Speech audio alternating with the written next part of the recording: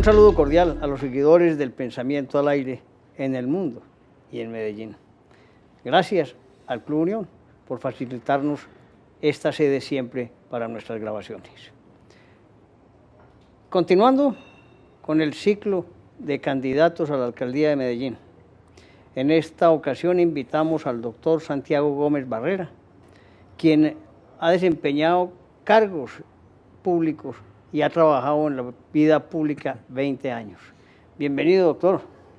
Antonio, muchas gracias por la invitación a conversar y hablar de Medellín, que es nuestra gran pasión. Yo llevo ya 20 años trabajando con Federico en la ciudad y de verdad que te agradezco el espacio. Hombre, empezando por la gestión actual, usted fue secretario de gobierno en esta administración del doctor Federico y lo acompañó en la campaña y además fue secretario y subsecretario del Consejo de Medellín. Esa actividad pública, ¿cómo la ha visto usted evolucionar en los últimos años? Pues yo creo que Medellín es una ciudad afortunada porque aquí los procesos continúan, aquí las cosas siguen. Aquí programas como Buen Comienzo empezó en el 2004 con 5.000 niños y ya van 82.000 niños. Aquí, por ejemplo, el alcalde anterior dejó iniciado en diseños Parques del Río y Cable Picacho y Federico los termina. En cambio uno ve ciudades como Bogotá que cada 4 años van como hacia un lado diferente, como que cambian de rumbo y creo que ese es de los aciertos de Medellín. En Medellín hay gran institucionalidad y aquí pues en fundaciones, ONGs, cámaras de comercio, realmente te evalúan y hacen de que sigamos por un mismo camino. Eso le da seguridad y certeza al ciudadano. Además, Sí. El impuesto aquí también se ve. Puede que las obras se demoren un poquito, pero se ve el resultado del pagar el impuesto.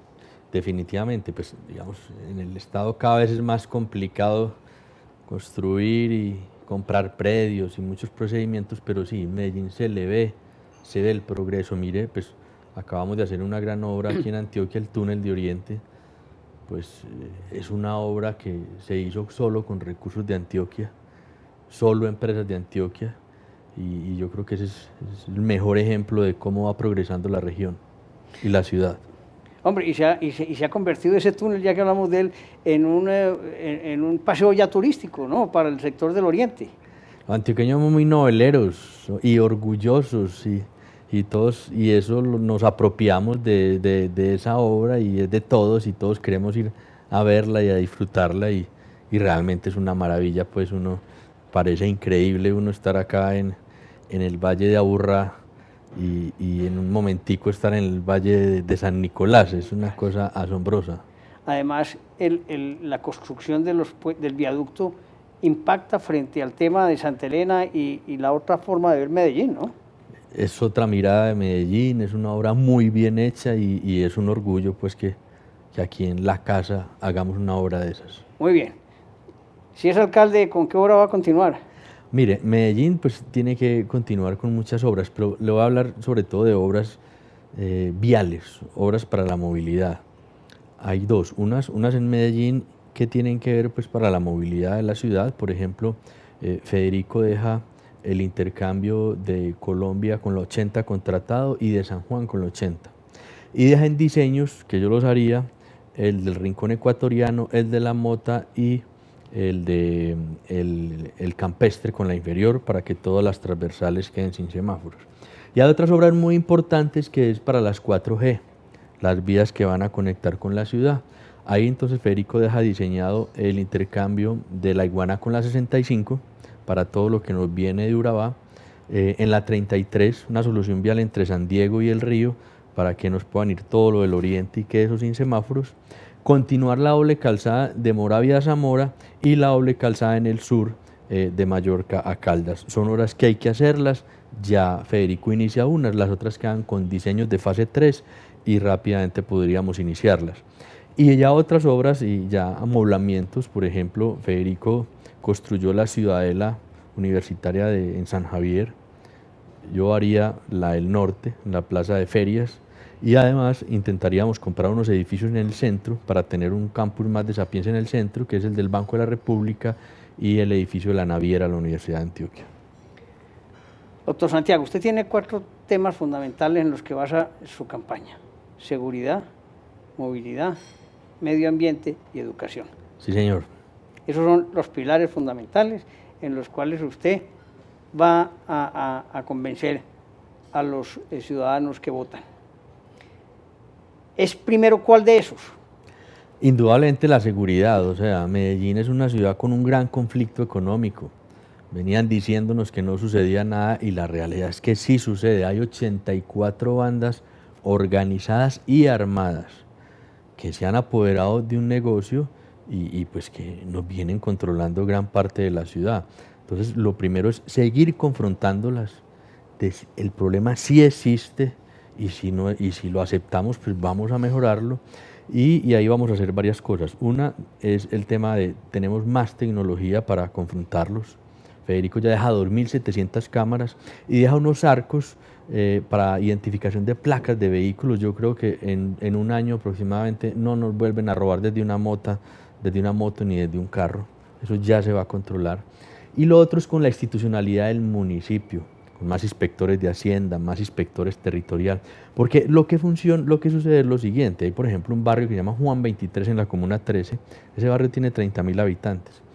Los más pobres, los más necesitados, y allá el comercio pues es de las bandas, o sea, allá las bandas venden diario 600 millones de pesos en productos de la canasta familiar, solamente que a cualquier persona no puede ir a abrir ese negocio, los negocios son de ellos, es un conflicto económico y si lo entendemos podemos perseguirlo y atacarlo y acabarlo. A ver, hombre, escúchame, doctor, los dueños de los locales donde venden productos de la canasta familiar son de las bandas. Sí, señor, en Medellín es como un tema medio feudal. Estas 84 bandas se volvieron dueños de unos territorios, no solamente para vender droga, sino para venderles productos de la canasta.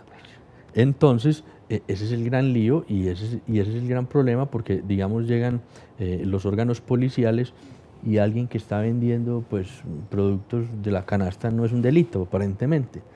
El delito está en que solamente él puede tener ese supermercado ahí que vende 100 millones diarios, nadie más lo puede tener, porque él lo tiene ahí gracias a las armas.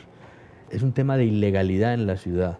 Ellos no mantienen la plata guardada en bodegas, en oficinas, ellos van y compran la plata en productos y luego van y venden en esos supermercados o en otras tiendas, obligan a que se los compren a determinados precios. Es un tema como que cogen en un mercado gracias a las armas y venden productos de la canasta familiar. Un tema económico. Impresionante el tema. Pues aprendieron. Como nos quedamos tantos años como que ahí no pasa nada, aprendieron. Se fueron camuflando. Se fueron camuflando. Claro que también tienen negocios, tienen plazas de vicio, van y cobran platas, asesinan, roban apartamentos. Vamos a continuar con esa historia trágica. Y vamos a un corte. Bueno, señor.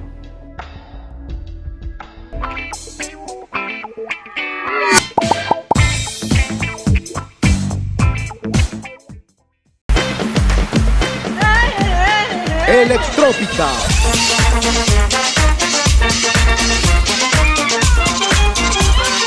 Latinos en la casa. Suenan mis tambores, a mi linda cumbia le rindo honores. Huépale, se llegó la hora y todo mundo a mover la cola. Los Cumbia Stars. Mohamed, solo quieres ya ponerte a beber. Y es Discos Fuentes.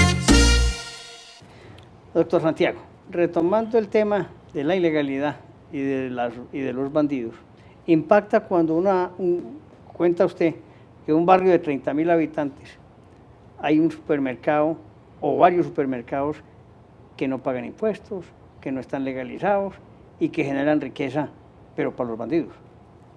Doña, sí, es un conflicto económico el que hay en Medellín, no es ideológico, no es político. Que las demandas de estas bandas fueran servicios de salud, de educación, pues nos sentaríamos a mirar cómo proveemos los servicios, pero son 3.000 personas en la ciudad, muchos jóvenes que hacen parte de estas 84 bandas que están apoderados pues, de unos negocios, de un comercio. Claro, también tienen negocios de microtráfico, pues extorsionan, roban otras cosas, pero sí se apoderaron del comercio, de una parte del comercio. La alcaldía de Medellín hizo un estudio en la Comuna 15 en Guayabal el año pasado, en el año 2018, y encontró que el 30% de los negocios no lo conocía la Secretaría de Hacienda. O sea, aquí hay comunas donde la mitad de los negocios no los conocemos, no sabemos de quién son, no pagan impuestos y no sabemos esa mercancía, con qué plata se compra, cómo funciona. Es un tema de ilegalidad que hay grande en la ciudad. Por eso hay que corregirlo y hay que ir a trabajar es con la institucionalidad del municipio. Tienen que ir inspectores de Hacienda a esos lugares a ver si esa mercancía tiene la factura de compra, a ver si pagan industria y comercio, a ver si pagan IVA, a ver si los locales tienen permisos de planeación para ampliación. La ciudad tiene un gran problema de legalidad y esa legalidad, lo más grave es que la han cogido a punta de armas, con armas. No es una ilegalidad porque el Estado no haya ido, sino que se apoderaron por armas. Qué bestialidad. ¿Siguen existiendo aquellas fronteras invisibles? Claro, pues digamos más que fronteras es que como es un negocio territorial, entonces una banda tiene un territorio donde hay 30.000 habitantes y esa banda se debilita, pues la banda del lado va y le quita espacio. Es un tema feudal, como era en Europa antes, que peleaban por la tierra para tener pues más capacidad de producir. Antes que ser república. Sí, señor, es un tema de territorio. Por ejemplo, el transporte en unas partes, dicen que un bus da entre 4 y 6 millones de pesos diarios y muchas partes no sabemos de quién son los buses. La pregunta es, ¿qué se necesita para que ruede un bus en esas zonas? Tema también de bandas. Tema también de bandas. Grave problema tiene usted para solucionar. Pero yo creo que algo importante, Antonio, que hemos logrado con Federico es que Federico no hizo pacto. Federico los confrontó y al confrontarlos, pues nos damos cuenta que hay un gran problema. Y si entendemos el problema, vamos a atacarlo, porque si uno desconoce y se hace el loco y dice que no hay problema, pues nunca lo va a corregir. Correcto. Entonces ya sabemos que es un tema económico, ya sabemos cómo confrontarlo. Estamos en sus manos. Vamos a hacerlo, vamos a hacerlo. Movilidad. Miren, Medellín tiene pues dos zonas muy complejas en movilidad, básicamente es el centro, porque aquí todos los días, hicimos una ciudad donde todos los días todos nos vamos para el centro. Y dos, el poblado, porque pues de una manera desorganizada lo construimos. Han pasado otras cosas como este tema de las plataformas, de los vehículos, pues estas plataformas virtuales, que antes un vehículo que hacía 2 o 3 viajes ya está haciendo 20 o 30 viajes. Y esas plataformas se concentraron básicamente en el poblado y en Laureles a trabajar. Entonces, digamos, nos saturaron. Lo que tenemos que hacer es simplemente crecer en transporte público masivo. Federico hizo el estudio del tranvía a la 80. Ya se estudió durante 3 años, vale 3 billones de pesos. Pero el cuento es que Medellín no tiene recursos hasta el 2030 porque está endeudado hasta el 2030. ¿Por qué? Porque Medellín tiene una capacidad de endeudamiento de 1.2 billones y nosotros con el tranvía de Ayacucho que valió 250.000 millones, pero el alcalde de la época no aseguró el dólar, entonces hoy lo estamos presupuestando inclusive por encima, como a 4.200, más la deuda con el Toyo. Medellín está endeudado hasta el 2030. Solo a partir del año 22 tenemos un poquito de capacidad de deuda de 60.000 millones. En ese sentido es difícil hacer un tranvía a la 80 que cuesta 3 billones, pero no hay cómo. Sería que la nación no lo regale, pero este gobierno claramente no, también tiene dificultades económicas. Entonces, ¿Y la construcción por concesión? No da porque tendríamos que tener vigencias futuras. ¿Cómo responder? Tiene que haber Peaje. capacidad. Exactamente. Y nosotros estamos endeudados hasta el año 30. Entonces no nos cierra por ningún lado. Lo medimos con plusvalía, lo medimos con valorización, lo medimos con publicidad y no cierra. Es imposible conseguir esa cantidad de recursos con otro mecanismo.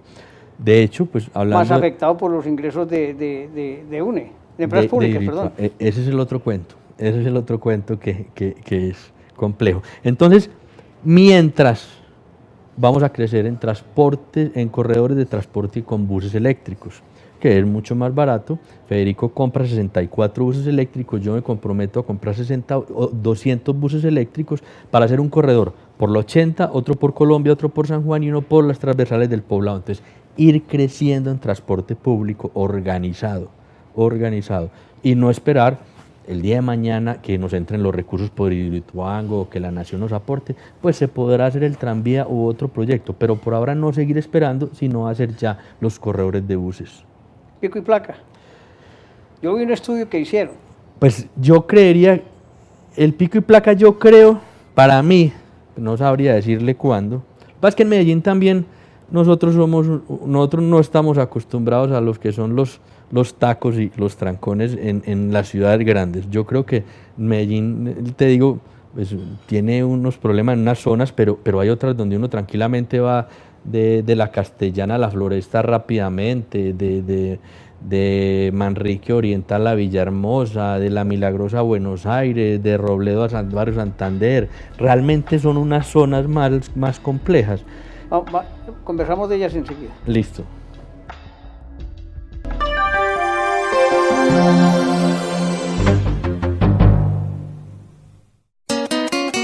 Discos Fuentes presenta Íntimo, siente el vallenato. Disfruta el vallenato con un estilo diferente. Duván Bayona, Eric Escobar, Luis Miguel Fuentes. Íntimo, memoria de 8 gigas, video más audio. Íntimo, siente el vallenato. Cómpralo ya, disponible en plataformas digitales. Discos Fuentes. Este tema de que hay sectores donde no hay problema de movilidad, pues es una buena explicación para los que nos ven en el pensamiento al aire. Entonces el problema se centra en ciertos lugares. Sí, señor. Sobre todo el centro de la ciudad, el Poblado y unas zonas de Laureles. Yo creo que vamos a hacer primero estas obras de infraestructura que nos faltan, porque durante 20 años no hicimos intercambios viales en la ciudad. El gran último intercambio vial de la Guacatala fue en el 99-2000. Entonces yo creo que si hacemos esta infraestructura vial nos va a aliviar unos años y el pico y placa pues, o cambios podría aplazarse un tiempo más. Muy bien. Medio ambiente. Mire, Medellín pues es una ciudad que, y lo hizo Federico también, es responsable con la medición del medio ambiente. Hay unas partículas que son las 2.5, que son pues, las más perjudiciales para la salud. La OMS dice que más de 10 es malo para la salud, pero ellos no recomiendan un número. Yo le decía, dígame un número, y me decía, no, eso es como nosotros decimos que fumarse un cigarrillo es malo, pero no somos capaces de decir si 10.000 o 20.000 cigarrillos dan cáncer. Lo mismo pasa con esas partículas. Entonces, cada ciudad, cada país decide cómo medirse. Por ejemplo, Chile prende alarmas en 120, México en 97, Perú en 150, Bogotá en 150. Y Medellín decidió medirse con Federico, como Europa y Estados Unidos, en 55 partes por millón, prende las alarmas y toma medidas. De hecho, en Medellín este año lo más alto fue 64. En Bogotá subió 80 y no pasó nada. Entonces es también un tema de ser responsables, de entender una problemática y de empezar a mejorar. Hemos mejorado, por ejemplo, el diésel nuestro ya tiene 13 partes por millón. En el 2012 tenía 450 partes y en el 2004 1000. Lo que pasa es que no sabíamos que hacerse detrás de un camión diésel en el 2000 era un suicidio, porque lo que hicimos fue mostrar una realidad y un problema. ¿Qué vamos a hacer? Hay que hacer varias cosas. Una es que el diésel nuestro sea B20, o sea que tenga una mezcla de 20% de biodiesel. En este momento tiene el 10%. Si es así, ya quedaría con menos de 10 partes por millón y ya no contaminaría. Ah, qué maravilla. Ya no contaminaría. Lo que pasa es que habría que renovar el parque automotor. Entonces ahí hay que hacer algo y habría que trabajarlo con el gobierno nacional, es para que el impuesto de rodamiento sea como en otros países. Cuando el vehículo está nuevo, el impuesto es 0. Y en la medida en que el impuesto se va envejeciendo, va creciendo, y si el carro inclusive es más contaminante, crece más, y así obliga a que los carros se recambien. En cambio acá, alguien que tenga una camioneta, por ejemplo, para mover productos en los barrios, modelo 96 paga 200.000 pesos. Si la quisiera comprar nueva, paga 2 millones entonces mejor no se cambia. Entonces, hay que cambiar para que paguemos más los que tengan vehículos que contaminen más. Porque en Europa, un vehículo diésel, modelo 2016, 2015, no contamina, no es perjudicial para la salud, porque emite menos de 10 partes por millón. Entonces hay que hacer esos cambios. Y ya, los actuales no se pueden acondicionar para que lleguen a ese 10. no, ya son tecnologías muy viejas que hay carros pues ya carburadores y cosas que, Eso no. que ya no daría. Pero los de inyección sí, todos. Esos, algunos se podrían. Y algo que voy a hacer con EPM es que EPM sí facilite y dé un mayor incentivo para que convertamos más carros a gas, porque a gas no contamina. Y otras cosas, en Cicla funciona muy bien. 11.000 viajes diarios, 1.200 bicicletas, 52 estaciones en Medellín. Vamos a tener 3.000 bicicletas eléctricas, porque así podríamos tener estaciones en los barrios de montaña, en El Poblado, en el 12 de octubre, en La Milagrosa, en Villahermosa, en Manrique Oriental, bicicletas eléctricas. Funcionan, en Cicla ha funcionado muy bien, la gente respeta las bicicletas y creo que es una buena alternativa. ¿Hay mantenimiento cada cuánto es el tema de las bicicletas? Las bicicletas las recogen diario, se guardan, se limpian, se organizan y otra vez se ponen diario. ¿Es un proceso diario? Sí, diario hay unos camiones recogiéndolas y limpiándolas y todo, administrándolas. Y lo de bicicleta eléctrica para el poblado sería magnífico porque uno a punta de no da, nosotros tenemos una topografía. Nosotros aquí tenemos el clima, porque en otros países la bicicleta no ha funcionado mucho por el tema del clima, porque en un invierno pues a menos de 1 grado nadie se monta en una bicicleta, o en un verano a 40 grados tampoco. Aquí tenemos el clima, lo que pasa es que eso nos dificulta por las montañas, entonces con las bicis eléctricas yo creo que ya se facilitaría. Muy bien. Hay planeación. Sí, señor. Educación. Mira, Medellín tiene un gran problema en educación superior. Nosotros tenemos un promedio de que de cada 10, 4 jóvenes entran a educación superior, llámese técnica, tecnológica, educación para el trabajo, profesionales. Pero inclusive en el país es 3.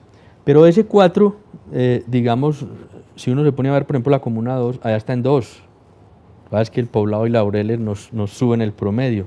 Entonces, el gran reto es trabajar en educación superior.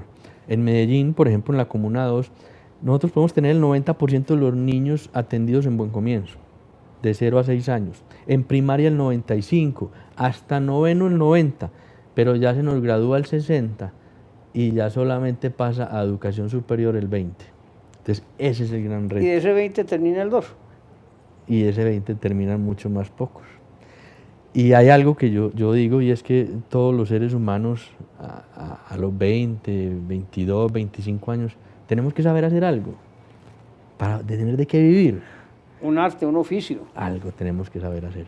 Entonces, vamos a tener 2 programas. Uno que se va a llamar Buen Camino, y es para atender a los jóvenes, 50.000 jóvenes de 8º, 9º, 10º, 11º, porque la juventud es la etapa más difícil, donde uno toma todas las decisiones. Entonces, es para ayudarles a esos jóvenes y orientarlos a que tomen buenas decisiones en lo personal, en lo profesional, en lo laboral, porque están llegando a las becas y se nos salen al segundo semestre, no saben qué estudiar.